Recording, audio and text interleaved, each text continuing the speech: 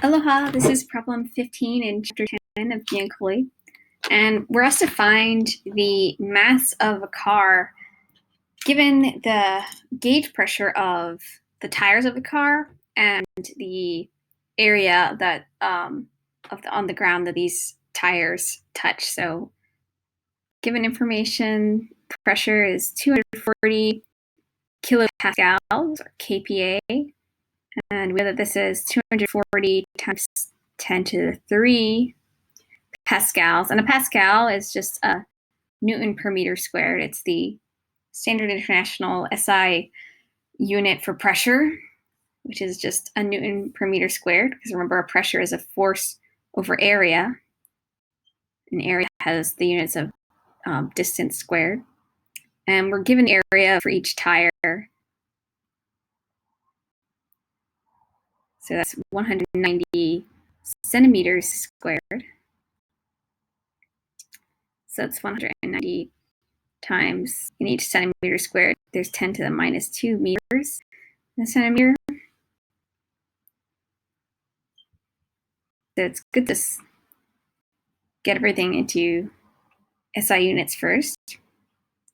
And we want the mass of the car. This is also the pressure in each tire. And this is a gauge pressure, so that means that the absolute pressure would be the gauge pressure plus the atmospheric pressure. But when we think about the forces that are balanced here, we have the pressure and the force due to that pressure in the tires pushing upward on the car. And we have the force of gravity in the opposite direction. The car has a force toward the center of the earth, but the tires, the pressure in them opposes that. But the whole car, as well as the tires, all are feeling the weight of the Earth's atmosphere above them. So we can just use this gauge pressure. And we know that when these forces are in balance, in each of the 4 tires, they'll take up the gravitational force. So each tire will experience 1/4 of the force. So for each tire, gravitational force is 1/4 of its total mass times the acceleration due to gravity. And we have the 4 tires, which will be countering the total weight of the car. And in if you kind of imagine a free body diagram, like you have this force Fe on one of the tires, and then there'll be another force F, which is the pressure times the area of the tire opposing that. So we can write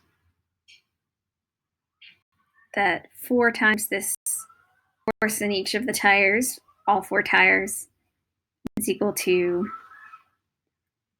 let me see.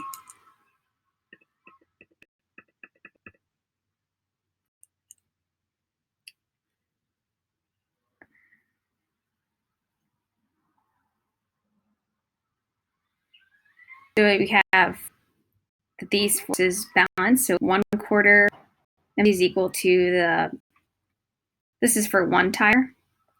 And then we can multiply this by 4. So we have that mg is equal to 4 times the pressure and area of the tires. So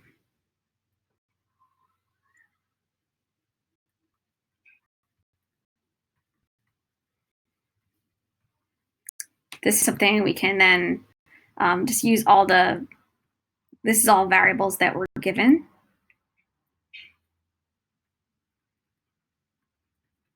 So we can just plug them into this equation now.